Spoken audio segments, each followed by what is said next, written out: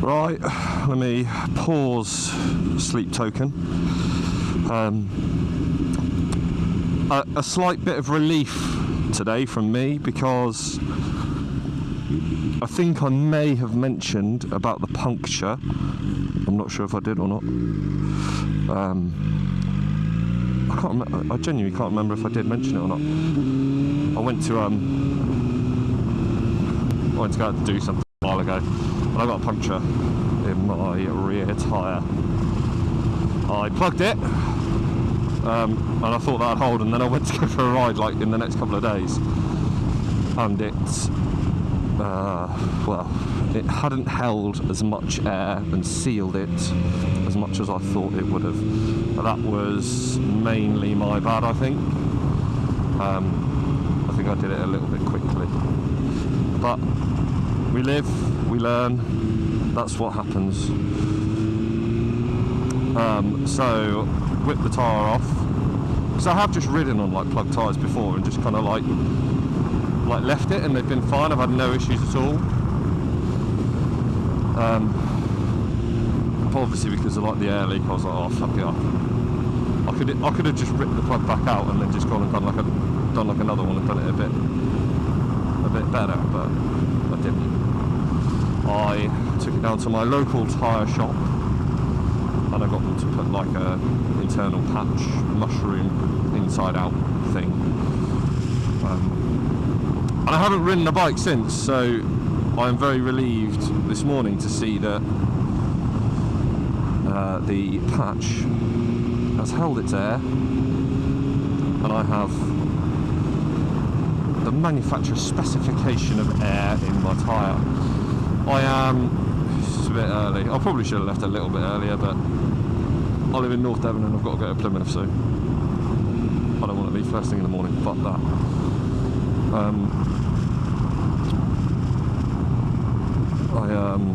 I got my bike serviced today. Unfortunately, the weather gods are doing me good. They're playing ball. It's gonna warm up throughout the day, I believe. I'm gonna take this one inside. It's gonna warm up throughout the day, I believe. It's not gonna piss it down at all, which is very good. Absolutely excellent news for me. It's how many miles? I think I've probably got like 10,500 miles ish. It says I've got like 1,800 miles left until it needs a service, like by like mileage. But unfortunately, I hit the years. Unfortunately, I hit the time. And as we all know on BMWs, and well, as we all know on any manufacturer's motorcycle or car, once you hit the time, you need to get it serviced, and especially if you want to keep that all-important BMW warranty intact and in place, you need to be rigid and you need to stick by that. So there we go. When I got this, I got the service plan on it anyway, which I think I have mentioned before. So that side of that's done. So you just take it in, and then if there's any kind of like wear and teary type bits, like tyres, brake pads, brake discs, clutchy type bits, because clutches apparently do count as a wear part, although I would argue that everything is technically a wear part, because metal, plastic, rubber, they're all moving together, and technically they all do wear, but they just use clutches, so they can get a little bit more money about you, unless it obviously catastrophically fails, and then it's like, okay, yeah, that's a warranty issue. And then you just pay for whatever's on top of it, and all the servicing for like my PCP deal are all included in the price of that service plan. I think it was like 750 quid, but like the service I had done last time with some of the bits that got done with it was going to be 450 odd quid, I think. This one, they might not do it because I think it's a 12,000 mile service to rip it all apart and check all the valve timing and stuff like that. I don't know if they'll do it this because it's still about 1,500-ish miles away from when that would be getting done. I don't know whether they'll do it or not. I guess I'll find out when I get down there. But that one is like 600-700 quid, I think. So I've already saved money. Anyway, you might jack it up a little bit more because it's a bit chilly.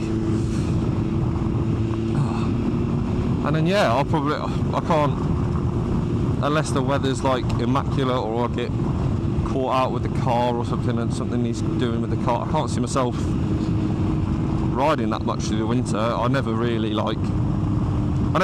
did anyway, unless I was like going out with some pals and doing something. It's just not my thing. I just think like the risk level goes up a little bit more riding through the winter, with conditions as well, but also with like lighting. I find it just, I always used to think that like, oh, I'll just ride through the winter, it's fine, but like if it's fucking pissing it down and like the roads are slippy, there's shit all over the road, obviously like farming season and things like that,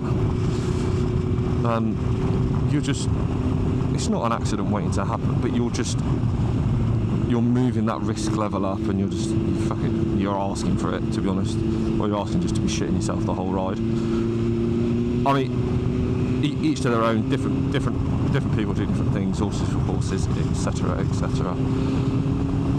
So it's just one of them, I suppose. I've got a loany, higher-y type bike down there, which is a 900 GS. I haven't ridden one. My mate's thinking about getting one, so I'm gonna get on it and go for a ride on it.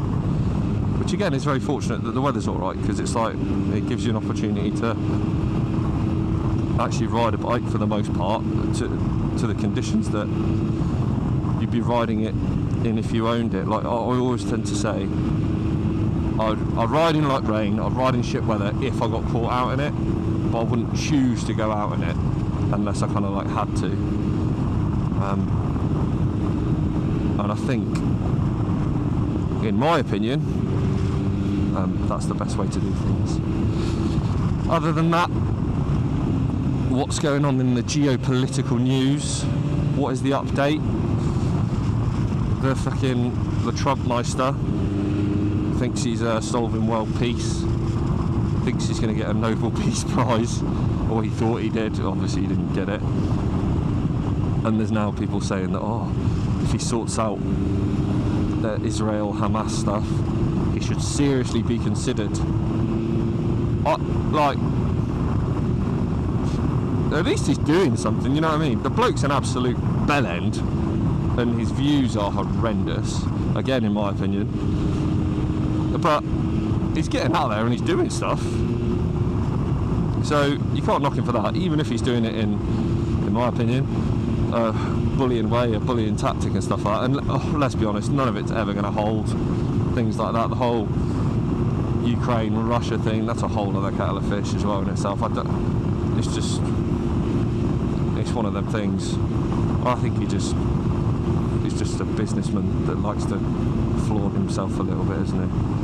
But he's very public about it. Maybe everybody else was doing exactly the same thing, but just weren't as public about it, and the Donald is the one that's being very, very public. I have finished my dissertation,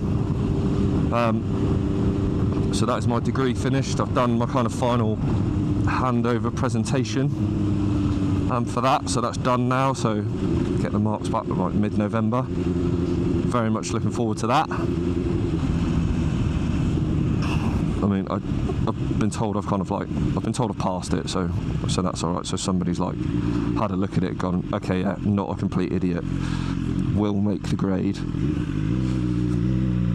But what grade? That's what I want to know. There we are. And that bike's been spot on.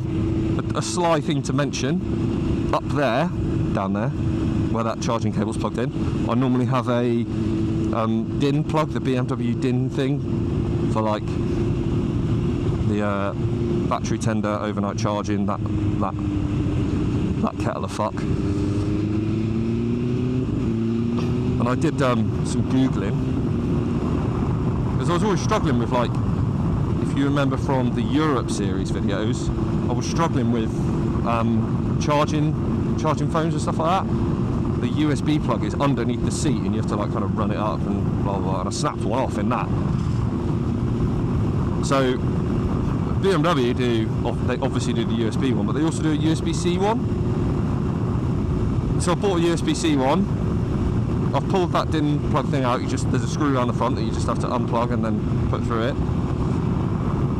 And then it's literally like a 1-for-1 swap. And I've done that, so I've now got a USB-C thing up the front there, the most ubiquitous of all the USBs, and that's in there charging my phone now, which is gleaming. That's kind of like the solution that I've been after for a while. Instead of getting like a DIN to USB adapter or anything like that, the part is plug and play from Beamer. The USB one is very easy to find, as in the normal USB. I think it's USB-A. That is a truck there. It's very easy to find, but the USB-C one wasn't easy to find. I think it comes off the electric one that they do, the C4 GT04 HDMI something. It's off that one, I think. But if anybody wants the part number, let me know, and I'll send the part number, and then you can just order it directly from Beamer. I'll tell you what, I'll just put a link in the description. Other than that, I'm out. I'm going to go, and I'll catch up with you later. I'll give an update on what work got done, what I kind of had to pay for. I'm kind of expecting they're going to say rear brake pads, because they do look a bit low. When I took the wheel off to get the tyre done, the rear brake pads looked a little bit low. So I was contemplating just ordering them myself and just doing it, but I just thought I'll get down here, see what they say first. And then what I'll do is, I don't even know if they'll let me. If I can, I'm just going to buy the part from them, just buy the pads from them. At least then it's like OEM direct from them type. Then I'll get the caliper off, give it a clean myself, and then I know it's done to a good standard. On that note, I'll leave you to it. I am not sure whether this is going to be 3 videos today or one kind of entry and exit video. One kind of entry and exit video, and then just the GS900 go around and chat. We'll see what happens. It's probably going to end up being 3 videos, because that'll make it much easier for my internet speed. Until then, goodbye everyone. It's always a pleasure. Oh, there we go. Back on home turf. Fucking hell, it feels good to be back on this bike. Don't get me wrong, I like the 900 review to follow, but I love this bike. It's good. Feels nice. It's comfortable. I feel like I fit on it properly now as well, whereas before I didn't really feel like. When I first got it, a little bit of me went, oh, I've made the wrong decision. I hadn't made the wrong decision. I was just used to my gargantuan GS. So now I'm back on this. Oh, fucking hell, I can definitely feel that. So service plan. I've had my service plan utilised. I've had fresh brake fluid, front and rear. I've also had fresh oil in the engine. Oh, this fucking quick shifter on this bike is so much better. Oh, and then they give it a nice complimentary wash. It's always weird getting back on another bike and working out the dynamics of said bike. Oh, good. I'm back on this. I'm happy now. Oh, we're gonna go through that place, are we? I'm pretty sure this is like a death. Fucking hell, they've had it in fucking dynamic, have they? Come on then, whoever fucking test rode that.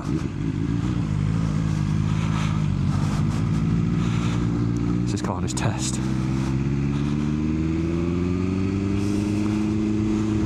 I don't know, if the person's in a high vis, does that mean they're on a test? Who knows? Good luck if you are.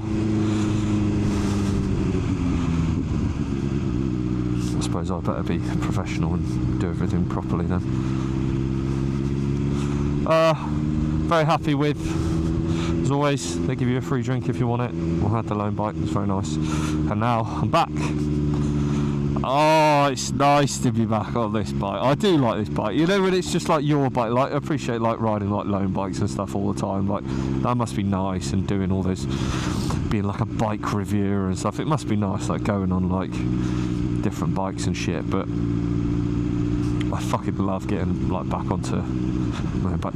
Oh, one thing I have really noticed there is like how locked in you are on this seat, and I think I have said that on like previous videos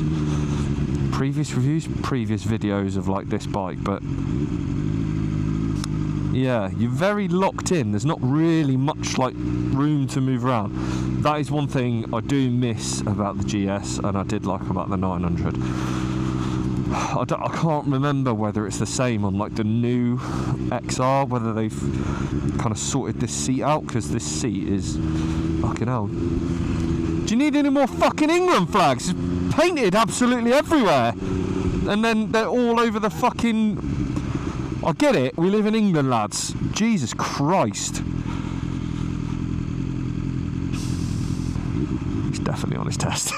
He stopped at the giveaway there, did about 5,000 fucking shoulder checks. I rate it. Can't excuse safety. I bet you somebody's painted a St George on here. No, they haven't. Oh, paint budget didn't stretch this far, mate. But it stretched so it's all over every single fucking... Right, I'm going past them. Painted so it stretched all over every fucking lamppost in the bloody estate. Nothing wrong with being patriotic though. You do you guys, as long as you're happy. It's almost weird that it wasn't like it before. Like, you know, when it should have just been like that. Like, we should just be like patriotic and country proud anyway. We shouldn't need a fucking excuse to then be like, oh, let's now decide to put all these flags up and all. Oh, why don't we just do that anyway? Why aren't we just like proud of our country? Felt like we need an excuse to do it. Pathetic. Look at this guy on his recumbent. Ooh. I said guy, I apologise.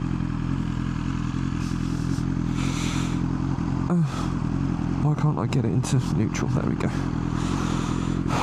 The world's stressors, trying to get your fucking motorbike into neutral. I wonder if that guy passed his test. He's definitely not going to be watching this video, but if anybody does come across it, I hope you passed and you can be free to bike around Devon and Cornwall and the world and Europe.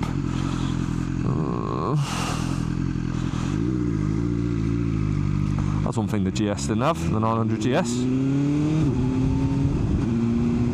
Didn't have bloody hill hold control or hill start control, whatever the fuck it's called. Oh, So I've got fresh brake fluid. That doesn't feel much different, but then I don't really feel like I use much of my brakes that much. I use correct gearing and engine braking rather a lot, so I don't feel like I ever really... I used to, a hell of a lot. I used to be like always on the brakes. Mid-corner, on a brake. Right before a corner, come to a fucking standstill, basically. And I think my riding has improved slightly, so I'm not always on the brakes. Fresh oil, oh, fresh oil. It's only had like 4,000 miles of use, that oil. I suppose it's hotter and high revs though, so that's probably why it gets changed more. When really it's like a 6,000 mile interval, but I've just had to get it done because of the time. And that is how the manufacturers get you.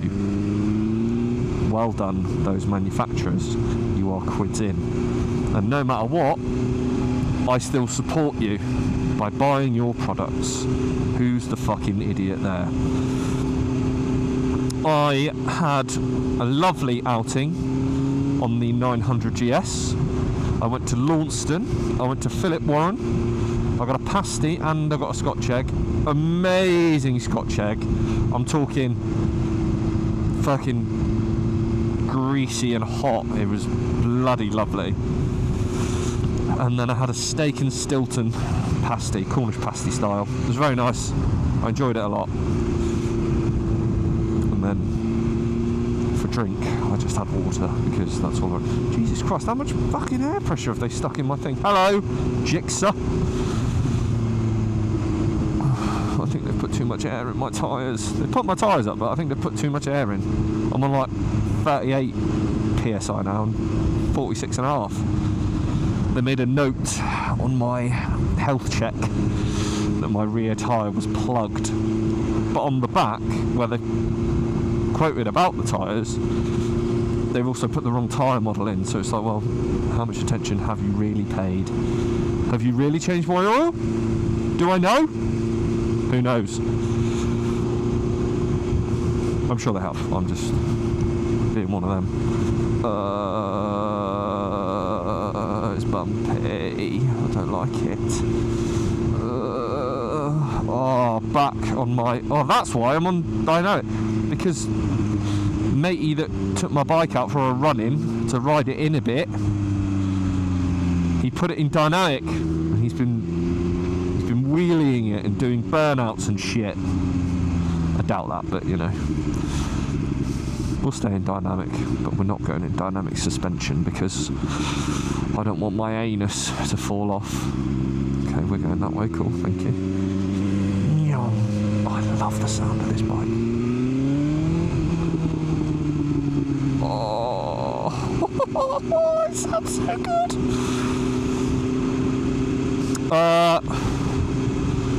I think that's me.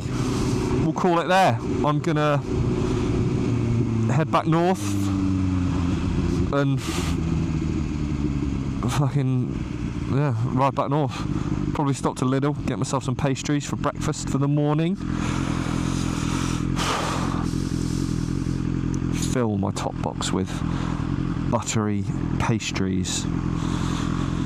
And I might make some brownies actually. It's been a while since I've made brownies. Oh! Oh! That was a red man and he went for it. I admire your conviction, sir. Fucking hell, cut across a bit, mate. We'll leave it there. And that's me. I don't know when the next one will be. As I said, kind of like on the way down, I'm not much of a winter, get piss wrapped, get cold, and just fucking generally just suffer all the time person. So I don't know when the next one will be. It might be next year. My MOT for this, the first MOT it's ever going to have, is due on like the 22nd of February, I think. So I might make it up until then and maybe do a ride in between or anything, but it's getting colder in England now. It's cooling down a hell of a lot. I think we had our little mini, oh, it might be a bit of sun, a bit of summer again. And it's just gone, nah, fuck you. You're not getting any. I'm going to make you cold for winter now, which is nice, because then you can put like, you can rock around with your down jackets on and just be cool as fuck. Although, in my previous life, I still used to cut about with like a down jacket on, shorts and flip-flops, just rocking it into Tesco's, just casual. I think that's probably like the male squaddy equivalent of leggings and a hoodie. Or like Ugg boots, yeah. So I think that's like the male squaddy equivalent of like a female in the shops going, yeah, I'm in Ugg boots and leggings. Leggings just seems like leggings and a hoodie just seems like such an easy thing. Do you know what I mean? And now it just seems like it's socially acceptable just to go, not that it isn't, but it just, you know, like blokes go out on the piss now in like trainers, like fancy trackies and shit like that. It was like back in the, like, when I was hitting the club scenes in my ute, you were like, you had to go out with a collar on, you had to go out with shoes on. Sometimes they didn't even let you in with fucking jeans on. You had to have like chinos or like cargos and crap like that. It's just like, it's weird how things change and society changes, isn't it really? But that is how the world works. I genuinely mean it now. This is me. I'm in the wrong lane. I'm an idiot. Goodbye everyone. Thank you for watching. Maybe I'll see you this year, but it'll probably be next year. Goodbye.